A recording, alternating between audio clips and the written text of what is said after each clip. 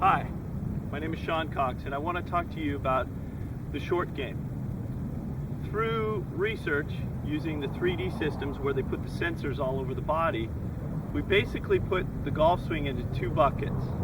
We have a power game, which is initiated by more turning and loading of your body, and in the transition we get a weight transfer starting with the ground and moving its way up through your hips and your thorax and your arms and your club. And we've been studying that for years. And what we did is we kept the system on the tour pros and had them hit little short shots. And what we found was there was a different sequence for the short game. And we call that a finesse sequence. You know, when you play tennis and you hit that little shot like that, it's a finesse shot. When you toss the ball underhand, that's finesse. You know, anything that you're not needing power to do, you don't need to use as many of your power sources like your legs and your hips. And so what we found is that if you look at the best players, when they set up, first thing they do is they narrow their stance. Narrowing the stance tends to promote trying to keep your lower body quieter. After we narrow our stance, we're actually going to turn our front toe towards the target. What that's going to do is it's going to allow me so that when I do come through the shot finally, I'm not restricted by this front hip. It also is going to help me when I swing through that my shoulders finish a little bit more level. We're not going to stay in our spine angle as much with this particular shot. But what we found was that really what the pros do is they set up and bring the club back with their arms, and then when they bring the club back down, they basically just return it right back to where it started.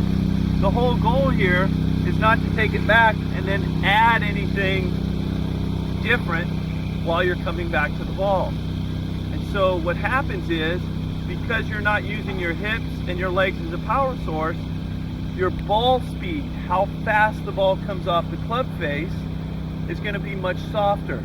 It's not going to come out with a bunch of speed. The other thing that we find is that by just taking it back like this and returning the club back to start, we'll use the bounce better on the bottom of the club. We call this bounce. We want this to brush and hit the top of the grass. When we fire our hips in golf, it should produce a little bit of a setting of the club, and it should help you maintain this angle a little bit longer so you can come down and actually pinch the ball and take a divot after contact. And so there's huge differences as far as power source, contact, even with the path of the club, that are different with a finesse swing.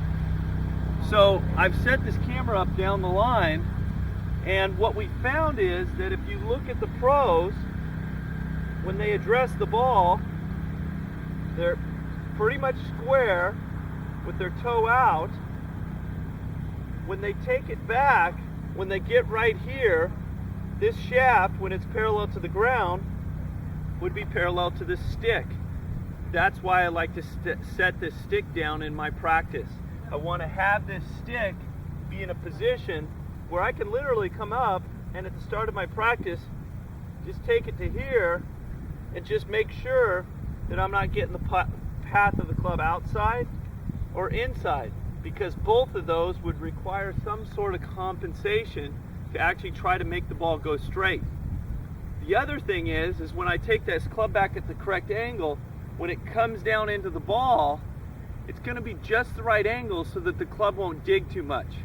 If I get the club going up too vertically too fast, that club is going to want to come down steep, and I'm either going to chunk it or I'm going to have to do some sort of compensation so that the club face and the club head won't dig too much. So I'm going to kind of take it back and rehearse a couple here, but ideally what I would like you to do is every day I'd like you to hit a bunch of shots, just practicing basically what I would call putting it in position A. So I'm here, I take it here, I look at it a few times, then I'm going to take it back while still looking at the ball. And now what I'm going to do is I'm going to take it to there, and I'm just going to swing through. Now one of the things that you're going to notice about my swing through if you look at the club face leading edge is parallel to my spine angle. Okay? So what happens is as I come through, I don't turn my hands over like I'm hitting a power shot. I want this ball to go up higher and softer. So basically when I come through the shot, it's just from turning and rotating through the ball. So the other thing that you're going to see is that when I finish, my hands finish more around me and the club head stays on this side of me with the club. And so the club and the arms aren't lining themselves up like this, like they would in a power shot. Now, I can vary, obviously, the length of the swing. This, however, is my baseline.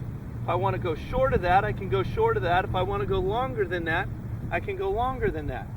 The other thing that we teach is different ball positions. So it's the same exact takeaway, it's the same exact lower body staying quiet, except for I would play it back if I want to make it go lower. I'd play it more centered to get a medium trajectory, and I'd play it up, and when I play it up, I might open the face and widen my stance a little bit, and it becomes basically a flop shot. Now, one more last thing, just to kind of remind you about this sequence. The hard part here is that really all I want you to do is take the club back and just bring it back to the ball. And then what happens is as the club swings through, your lower body is just going to kind of support that arm swing. So we don't really fire our lower body, we basically just support it. So if I was to take this ball, and if I was just to let my arm be relaxed, and if I was just to kind of toss this ball, my lower body is just kind of along for the ride. That's what we call it, the lower body's just supporting the swing. So I swing my arm, lower body just supports me. I'm not getting here and trying to fire my hips. That's the difference between finesse and power. Let me hit one more shot so you can see the path of the club.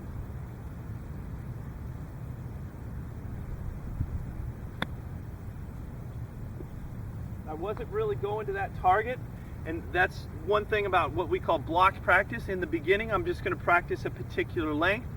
Try not to use a target, just hit it out there. Try to hit a consistent trajectory. Then hit a few balls with the ball in the back of the stance, then hit a few balls with the ball in the front of the stance. And then after you've done that and you can consistently make good contact, then let's go throw the balls around the green and go to different holes. We call that random practice. You have to have random practice every time you practice. If you have any questions about any of this, please don't hesitate to ask. I hope that helps you with your finesse game.